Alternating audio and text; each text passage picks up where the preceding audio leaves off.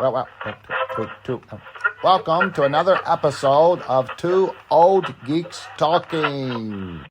Now on the World Wide Web. Welcome to Geek Speak, episode 13. I remembered. Holy smokes. So, what do you want to talk about, brother? Okay, this is really, really weird. So I'm always looking into things all the time, and I found out, of course, Star Wars Order 66, they were taking out all the Jedis, right? Yeah. Well, of course, the Stormtroopers didn't take them all out, so there was like bounties on Jedis. Yeah. Well, the bounty hunters, when you find a Jedi and you shoot at a Jedi, what happens? Typically, he'll block it with his lightsaber. He reflects it because it's a phaser off a laser or whatever, right? Yeah. They reverted back to bullets while hunting Jedis because a bullet will pass through a lightsaber. If it doesn't stay stay connected or stay in one piece, it will still turn into molten metal and still hit them and penetrate them. So in Star Wars, they literally reverted back to using bullets. That's interesting. I thought so too. I know it's a stupid little tidbit, but I was like, So there was a series in America. It only lasted like 2 seasons, maybe a few. But it was called Beauty and the Geek. And, and so I really like that. Well, now I have discovered on Freevee, which is the free streaming service. Okay. You just download the app and you can watch stuff for free. That Australia continued making them after America stopped. So they're like on 8 seasons, and I think they're still continuing to make them.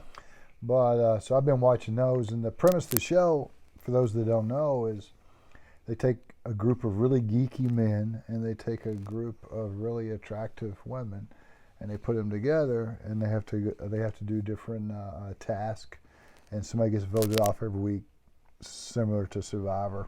Okay. But you get to see these relationships grow. You see the guys become more confident. Oftentimes, the women consider themselves nothing but a beauty, and so you see them kind of grow, seeing, well, maybe I do have some skills other than just my looks, right? So yeah. But I've been enjoying watching that. So if you get a chance to watch Beauty and the Geek, okay, just remind me later on to look up Freebie. Yeah, Freevee. Freevee. Freevee. Freebie. Okay. Yeah. Freebie. Yeah. Who doesn't want Freebie? Yeah, Freevee. Yeah, there you go. Okay, all right. What else you got, brother? So we're interested in going and seeing the new John Wick movie. And I found out that recently that Lance Reddick had passed away. Yeah, the guy that was a concierge. Yeah. And I know this sounds weird, but he was like, I'm not the biggest John Wick fan, but I loved his character. Yeah, I did too. Out of all the characters in there, I just liked the way he had himself put together and everything. Yeah, and he put on like a fake accent and affected his voice. Yeah. Because that's not the way he talks in real life. Oh, okay. I didn't know that. Because, he's an actor. And, but yeah, I mean, they were filming 4 and 5 of John Wick at the same time. So hopefully they got it finished to the point where he'll be in 5 as well. That would be cool. That would be cool. And by the time this comes out, we won't release this for a little bit, but by the time this comes out, we probably may have already seen it by then. That's cool.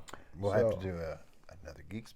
Yes, John. Yeah, we'll have to do another one. Yeah, after everybody's tired of talking about something, that's usually when we talk about it. So, but where else are you going to get our opinions? There's only one place, right here.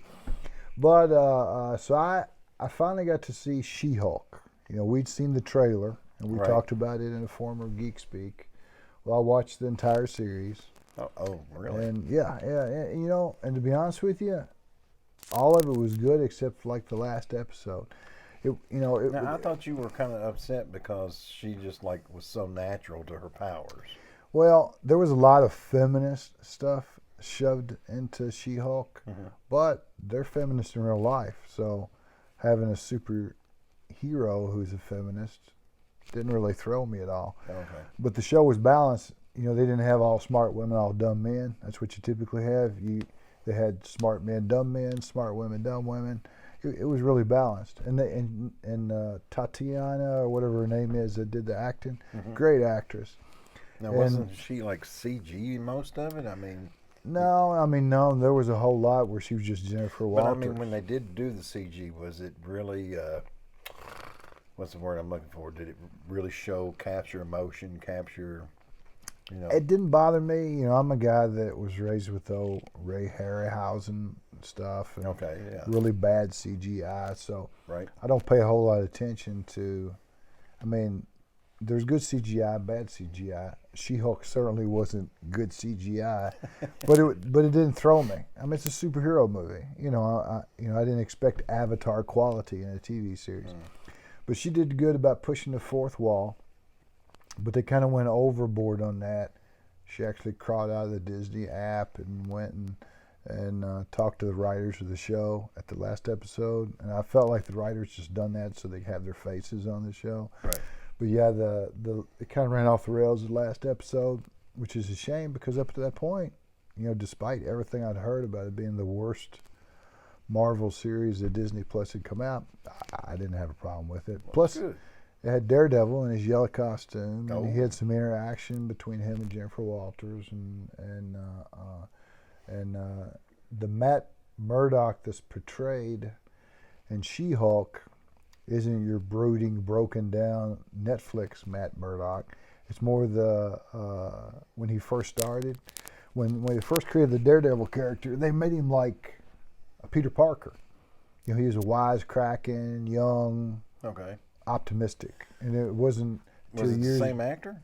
Yeah, Charlie Okay. Cox. Yeah, so it wasn't 2 years later, after being life beating him down, that he became like you and I are now. We're not that bad. What else you got, brother? So I recently went to the con, and I feel so sorry for him. He Hey, COVID. had COVID. 19 COVID-19 for the third time. Yeah. So, but I still went. And, you know, we had done that episode of Two Old Geeks Talking where we were talking about cons and everything. Yeah, yeah. And I always came up with all these different points and things you should do. Well, you know what? One of the favorite things I've done this con that wasn't a part of my points, and it should be, especially being older, is take the time to talk to your vendor, especially most of the artists. They have no qualm sitting there talking about themselves. Yeah, yeah. I mean, you've got comic book writers, which will be glad to tell you about their story, not just because they're trying to push it off on it, it's because there's something they're passionate about. Right. You got artists that's passionate about the things they do. It's just, I mean, it's a geek community. It's a community of geeks, and we've been there. I don't know, we've had people stop at our booth and talk your leg off. I literally left you with one guy. Yeah.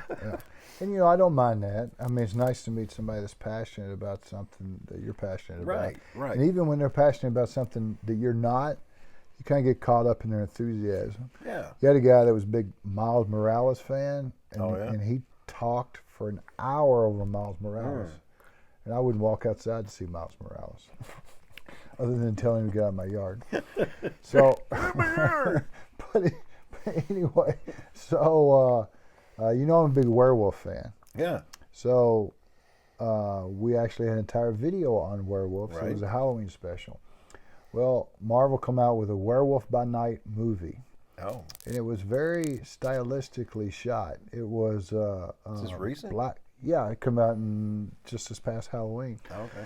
And it was black and white, all black and white, about an hour and a half, and it introduced a Man-Thing into it, and Oh. it was well written. It was fun. It was over the top in places, everything you would want and expect in a comic book movie. And so if you're a Werewolf fan, or definitely a Werewolf by Night fan, check that out, because that was really, really well done. I wouldn't mind owning that on DVD. Cool. It was that good. So what else you got? Anything else? Let's see. I also watched the Moon Knight series.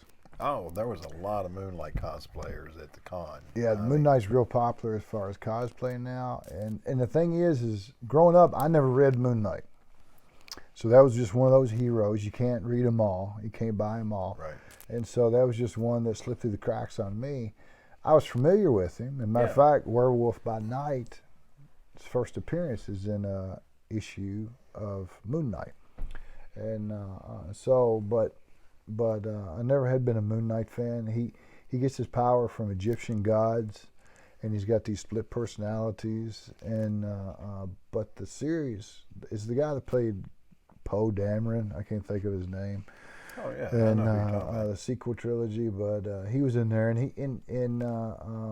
He wasn't the Moon Knight. He was just a character. no, he was Moon Knight. Oh, he was. Yeah, the- and it was okay. good. He done real good, and it was good. I mean, so if you like Egyptian mythology, I liked it. I like the idea of a broken character, a character that mentally isn't quite there.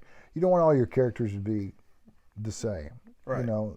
And so, but yeah, Moon Knight. The special effects in it was better than She-Hulk, and I thought they did a good job. I recommend it.